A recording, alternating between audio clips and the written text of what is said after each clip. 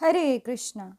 स्वागत है आप सभी भक्तों का राधा कृष्ण भक्ति पथ में, जो कि कृष्ण भावनामृत हेतु बनाई गई है। भक्तों, भगवत गीता के इस अद्भुत यात्रा में हमने अध्याय 3 समाप्त किया।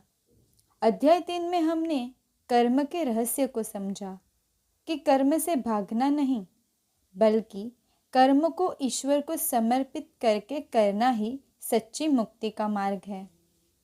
अब अध्याय 4 हम शुरू करेंगे, जहाँ ज्ञान कर्म संन्यास योग, जहाँ भगवान श्री कृष्ण हमें ज्ञान का वह दिव्य प्रकाश देने वाले हैं जो कर्म को भी पवित्र बना देता है। तो चलिए शुरू करते हैं श्रीमद् भगवत गीता का अध्याय 4, दिव्य ज्ञान। हरे कृष्णा कृष्णा कृष्णा हरे हरे, हरे राम राम राम हरे हरे।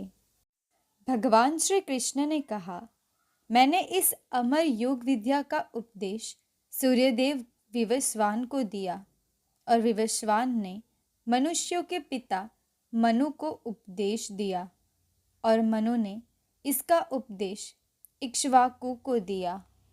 इस प्रकार यह परम विज्ञान गुरु परंपरा द्वारा प्राप्त किया गया और राजर्षियों ने इसी विद्या से इसे समझा, किंतु कालक्रम में यह परंपरा छिन्न हो गई, अतः यह विज्ञान यथा रूप में लुप्त हो गया लगता है।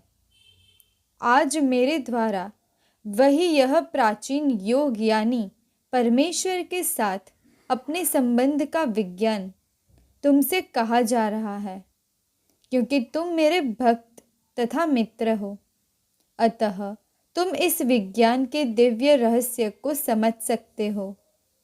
अर्जुन ने कहा, सूर्यदेव विवस्वान आपसे पहले हो चुके ज्येष्ठ है, तो फिर मैं कैसे समझूं कि प्रारंभ में भी आपने उन्हें इस विद्या का उपदेश दिया था। श्री भगवान ने कहा, तुम्हारे तथा मेरे अनेकानेक जन्म हो चुके हैं, मुझे उन सब का स्मरण है, किंतु हे परंतप, तुम्हें उनका स्मरण नहीं रह सकता है। यद्यपि मैं अजन्मा तथा अविनाशी हूँ और यद्यपि मैं समस्त जीवों का स्वामी हूँ, तो भी प्रत्येक युग में मैं अपनी आदि दिव्य रूप में प्रकट होता हूँ। हे भरतवंशी, जब भी और जहाँ भी धर्म का पतन होता है और अधर्म की प्रधानता होने लगती है, तब तब मैं अवतार लेता हूँ। भक्तों का उद्धार करने, दुष्टों का विनाश करने तथा धर्म की फिर से स्थापना करने के लिए मैं हर युग में प्रकट होता हूँ। हे अर्जुन, जो मेरे आविर्भाव तथा कर्मों की दिव्य प्रकृति को जानता है, वह इस शरीर को छोड़ने पर इस भौतिक संसार में पुनः जन्म नहीं लेता, अपितु मेरे सनातन धाम को प्राप्त होता है। आसक्ति, भय तथा क्रोध से मुक्त होकर मुझ में पूर्णतया तन्मय होकर और मेरी शरण में आकर बहुत से व्यक्ति भूतकाल में मेरे ज्ञान से पवित्र हो चुके हैं। इस प्रकार से उन सबों ने मेरे प्रति दिव्य प्रेम को प्राप्त किया है। जिस भाव से सारे लोग मेरी शरण ग्रहण करते हैं, उसी के अनुरूप मैं उन्हें फल देता हूँ। हे पार्थ, प्रत्येक व्यक्ति सभी प्रकार से मेरे पथ का अनुगमन करता है। इस संसार में मनुष्य सकाम कर्मों में सिद्धि चाहते हैं, फलस्वरूप वे देवताओं की पूजा करते हैं। निसंदेह इस संसार में मनुष्य को सकाम कर्म का फल शीघ्र प्राप्त होता है। प्रकृति के तीनों गुणों और उनसे संबंध कर्म के अनुसार मेरे द्वारा मानव समाज के 4 विभाग रचे गए। यद्यपि मैं इस व्यवस्था का श्रेष्ठा हूँ, किंतु तुम यह जान लो कि मैं इतने पर भी अव्यय अकर्ता हूँ। मुझ पर किसी कर्म का प्रभाव नहीं पड़ता, नहीं मैं कर्म फल की कामना करता हूँ। जो मेरे संबंध में इस सत्य को जानता है वह कभी भी कर्मों के पाश में नहीं बंधता। प्राचीन काल में समस्त मुक्तात्माओं ने मेरी दिव्य प्रकृति को जान करके ही कर्म किया। अतः तुम्हें चाहिए कि उनके पद चिन्हों का अनुसरण करते हुए अपने कर्तव्य का पालन करो। कर्म क्या है और अकर्म क्या है, इसे निश्चित करने में बुद्धिमान व्यक्ति भी मोहग्रस्त हो जाते हैं। अतएव मैं तुमको बताऊंगा कि कर्म क्या है, जिसे जानकर तुम सारे अशुभ से मुक्त हो सकोगे। कर्म की बारीकियों को समझना अत्यंत कठिन है। अतः मनुष्य को चाहिए कि वह यह ठीक से जाने कि कर्म क्या है, विकर्म क्या है और अकर्म क्या है।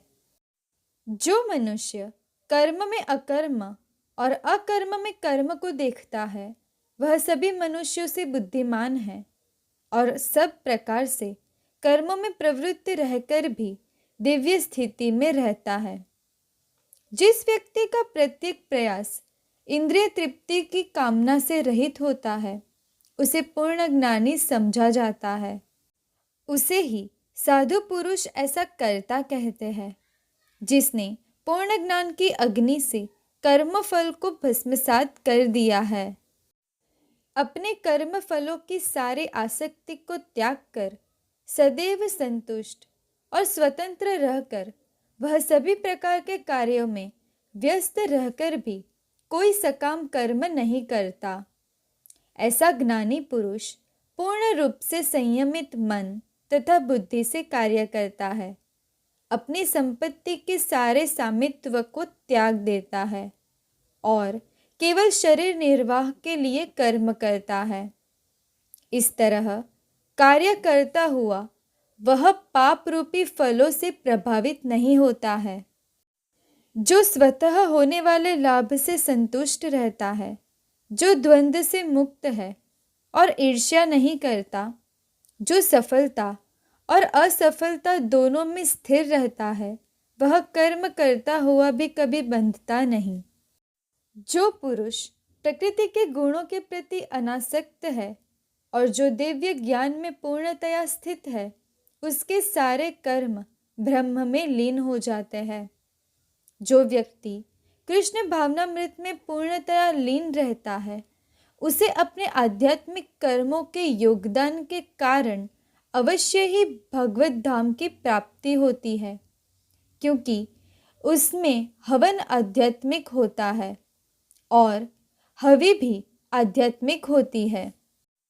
कुछ योगी विभिन्न प्रकार से यज्ञों द्वारा देवताओं की भली भांति पूजा करते हैं और कुछ परब्रह्म रूपी अग्नि में आहुति डालते हैं।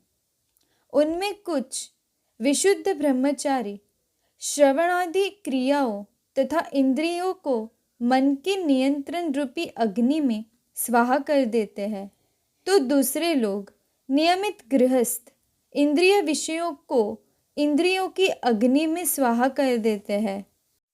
दूसरे जो मन तथा इंद्रियों को वश में करके आत्म साक्षात्कार करना चाहते हैं, संपूर्ण इंद्रियों तथा प्राणवायु के कार्यों को संयमित मन रूपी अग्नि में आहुति कर देते हैं। कठोर व्रत अंगीकार करके कुछ लोग अपनी संपत्ति का त्याग करके, कुछ कठिन तपस्या द्वारा, कुछ अष्टांग योग पद्धति के अभ्यास द्वारा अथवा दिव्य ज्ञान में उन्नति करने के लिए वेदों के अध्ययन द्वारा प्रबुद्ध बनते हैं। अन्य लोग भी हैं जो समाधि में रहने के लिए श्वास को रोक के रहते हैं। वे अपान में प्राण को और प्राण में अपान को रोकने का अभ्यास करते हैं और अंत में प्राण अपान को रोककर समाधि में रहते हैं। अन्य योगी कम भोजन करके प्राण की प्राण में ही आहुति देते हैं। ये सभी यज्ञ करने वाले यज्ञों का अर्थ जानने के कारण पाप कर्मों से मुक्त हो जाते हैं और यज्ञों के फल रूपी अमृत को चखकर परम दिव्य आकाश की ओर बढ़ जाते हैं। हे कुरुश्रेष्ठ, जब यज्ञ के बिना मनुष्य इस लोक में या इस जीवन में ही सुख पूर्वक नहीं रह सकता, तो फिर अगले जन्म में कैसे रह सकेगा। ये विभिन्न प्रकार के यज्ञ वेद सम्मत है और ये सभी विभिन्न प्रकार के कर्मों से उत्पन्न है। इन्हें इस रूप में जानने पर तुम मुक्त हो जाओगे। हे परंतप, द्रव्य यज्ञ से ज्ञान यज्ञ श्रेष्ठ है। हे पार्थ, अंततोक्त्वा सारे कर्म यज्ञों का अवसान दिव्य ज्ञान में होते हैं। तुम गुरु के पास जाकर सत्य को जानने का प्रयास करो, उनसे विनीत होकर जिज्ञासा करो और उनकी सेवा करो। स्वरूप सिद्धि व्यक्ति तुम्हें ज्ञान प्रदान कर सकते हैं, क्योंकि उन्होंने सत्य का दर्शन किया है। स्वरूप सिद्धि व्यक्ति से वास्तविक ज्ञान प्राप्त कर चुकने पर तुम पुनः कभी ऐसे मोह को प्राप्त नहीं होगे, क्योंकि इस ज्ञान के द्वारा तुम देख सकोगे कि सभी जीवात्मा परमात्मा के अंश स्वरूप है, अर्थात वे सब मेरे हैं। यदि तुम्हें समस्त पापियों में भी सर्वाधिक पापी समझा जाए, तो भी तुम दिव्य ज्ञान रूपी नाव में स्थित होकर दुख सागर को पार करने में समर्थ होगे। जैसे प्रज्वलित अग्नि ईंधन को भस्म कर देती है, उसी तरह हे अर्जुन, ज्ञान रूपी अग्नि भौतिक कर्मों के समस्त फलों को जला डालती है। इस संसार में दिव्य ज्ञान के समान कुछ भी उदात्त तथा शुद्ध नहीं है। ऐसा ज्ञान समस्त योग का परिपक्व फल है। जो व्यक्ति भक्ति में सिद्ध हो जाता है, वह यथा समय अपने अंतर में इस ज्ञान का आस्वादन करता है। जो श्रद्धालु दिव्य ज्ञान में समर्पित है और जिसने इंद्रियों को वश में कर लिया है, वह इस ज्ञान को प्राप्त करने का अधिकारी है और इसे प्राप्त करते ही वह तुरंत आध्यात्मिक शांति को प्राप्त होता है। किंतु जो अज्ञानी तथा श्रद्धा विहीन व्यक्ति शास्त्रों में संदेह करते हैं, वे भगवत भावनामृत नहीं प्राप्त करते, अपितु नीचे गिर जाते हैं। संशयात्मा के लिए न तो इस लोक में न ही परलोक में कोई सुख है। जो व्यक्ति अपने कर्म फलों का परित्याग करते हुए भक्ति करता है और जिसके संशय दिव्य ज्ञान द्वारा विनष्ट हो चुके होते हैं, वही वास्तव में आत्मपरायण है। हे धनंजय, वह कर्मों के बंधन में नहीं बंधता। अतएव तुम्हारे हृदय में अज्ञान के कारण जो संशय उठे हैं, उन्हें ज्ञान रूपी शस्त्र से काट डालो। हे भारत, तुम योग से समन्वित होकर खड़े हो और युद्ध करो। भक्तों, यहाँ हमारा अध्याय 4 पूर्ण हुआ। अध्याय 4 हमें यह समझाता है कि जब कर्म ज्ञान के प्रकाश से जुड़ जाता है, तब वह बंधन नहीं, मुक्ति का साधन बन जाता है। अगर आपको यह वीडियो उपयोगी लगा हो तो वीडियो को लाइक करें, अन्य भक्तों के साथ शेयर करें और चैनल को सब्सक्राइब करें। हरे कृष्णा।